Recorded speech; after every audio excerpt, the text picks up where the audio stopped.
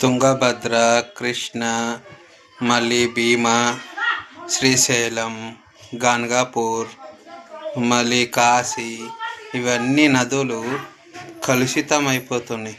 ఏమంటే సబ్బులు కొనబోతారు, రుద్దుతారు పక్కలో నీళ్ళు.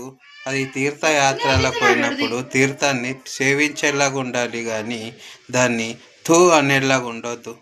ఆ గంగమ్మకు దగ్గర పోయినంటారు, తల్లి నేను నీ దగ్గరకు వచ్చిన నా పాపాలు గడుగు అని మునగండి, అంతేగాని సబ్బులు పెట్టి తోమితే పాపాలు పోవు, తిరిగి వస్తాయి.